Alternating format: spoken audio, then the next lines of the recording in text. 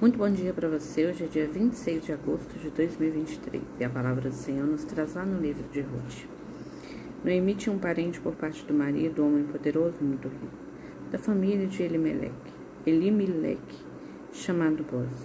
Ruth, a moabita, disse à sua sogra: permite que eu vá ao campo apanhar espigas, onde possa encontrar quem se mostre clemente para comer. Noemi respondeu: vai, minha filha. Ruth foi, pois, colher espigas num campo atrás dos ceifeiros. Aconteceu que aquele era justamente o campo de Boz, parente de Elimeleque. E Boz disse a Ruth: ouve, minha filha, não vás apanhar espigas em outro campo, e não te afastes daqui, mas junta-te a minhas servas. Observa onde estão ceifando e vai atrás delas, pois ordenei aos meus servos que ninguém te moleste. Quando tiveres sede, vai aos cântaros e bebe da água de que bebem os meus servos. Então Ruth, caindo-lhe aos pés, inclinou-se profundamente e disse: como pude encontrar graça a teus olhos e te dignaste a fazer caso de mim, uma mulher estrangeira? Respondeu-lhe Boz: contaram-me tudo o que fizeste por tua sogra, depois da morte de teu marido, como deixaste teus pais e a terra onde nasceste, e vieste para um povo que não te conhecias. Então Boz tomou Ruth e recebeu-a como esposa. Uniu-se a ela e o Senhor concedeu-lhe a graça de conceder e dar à luz a um filho.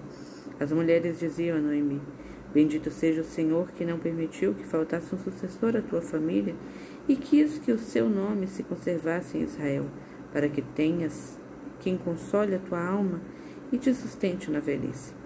Porque nasceu um menino de tua nora que te ama, e é para ti melhor que 7 filhos. E Noemi tomou o menino, colocou-o no colo e serviu-lhe de ama.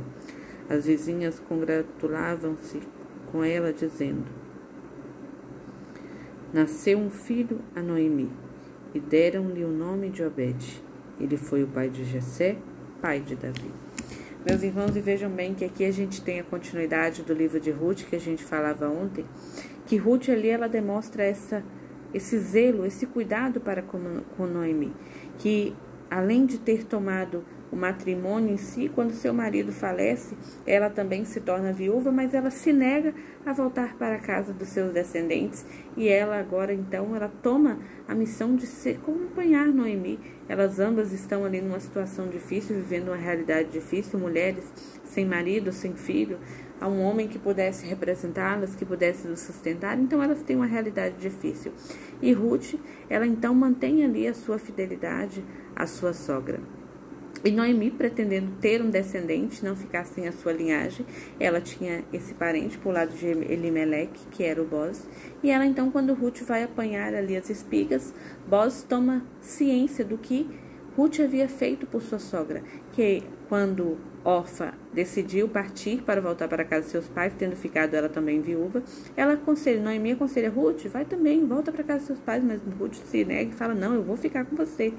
E aí Boz então diz que tomou, e reconhecendo a nobreza da atitude de Ruth, ele então diz que ela não deve buscar. Ruth foi ali apanhar, na verdade, sobras de espigas, porque era isso que restava a ela e Noemi, para que elas conseguissem se sustentar, né, conseguir sobreviver naquela realidade. Mas Boz fala: você não precisa ir buscar sobra dentro do campo, não. Onde minhas servas forem, você pode ir também. Eu já ordenei que ninguém te perturbe, que ninguém te repreenda. Pode beber da água também. E aí Ruth fala como ela encontrou graça, e ele diz: eu vi a beleza da tua nobreza. Essa é a realidade do que Boz diz a ela, que mediante o cuidado, ao zelo que ele teve, ela era uma mulher que ele considerava então digna, mesmo já sendo viúva, para que ele tomasse por esposa, e eles se casam então. Meu irmão, a nobreza dos atos. Muitas vezes, e deveria ser sempre, a nobreza de nossas atitudes devem ser o que de fato nos representa. Porque muitas vezes a gente fala uma coisa, muitas vezes fala em nome de Deus, abre a boca para falar, para verbalizar em nome de Deus, mas na hora de agir, a gente não consegue demonstrar esse Deus bondoso, justo, compassivo e misericordioso. Não que ele não seja, mas que a gente não testemunha com a vida. E aí, quando a gente não faz isso, as pessoas então muitas nem se achegam a Deus, porque o evangelho que elas podiam ler era a nossa vida, o nosso testemunho, e a gente falou uma coisa e viveu a outra. Mas o que a gente precisa ter é isso, a nobreza dos atos, a nobreza da atitude, essa beleza que dispensa palavras, essa beleza que se demonstra dia a dia.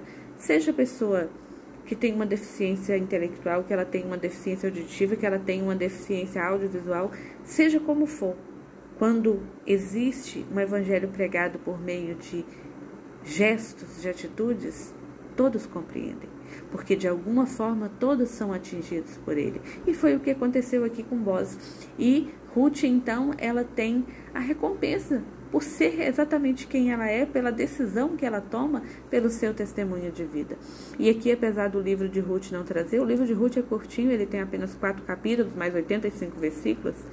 Ele, apesar de não trazer, mas aqui Ruth, na verdade, tinha ali esse Deus oculto que, na verdade, parecia uma questão humana que ia acontecendo, que ia se desenrolando, mas tinha ali a mão de Deus.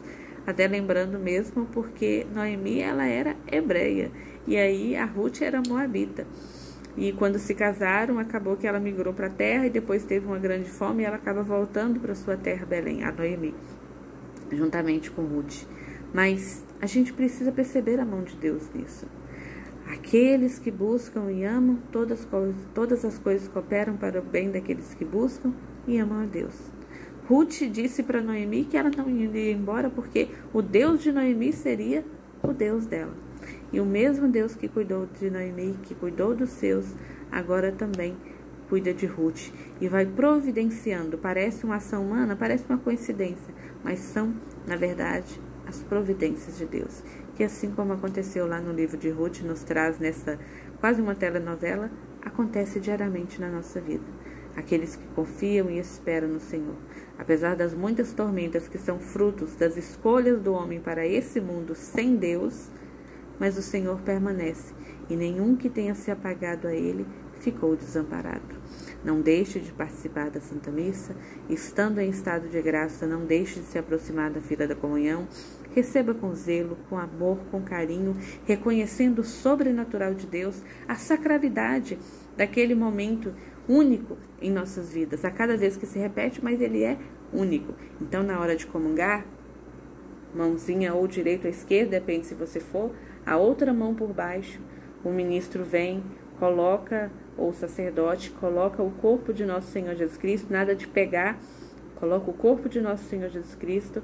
Quando ele colocar, você vem, pega, leva a boca, mantendo a mão por baixo, para que não caia nenhum farelo, nenhuma migalha, porque qualquer pedacinho que cair é corpo e sangue de nosso Senhor Jesus Cristo.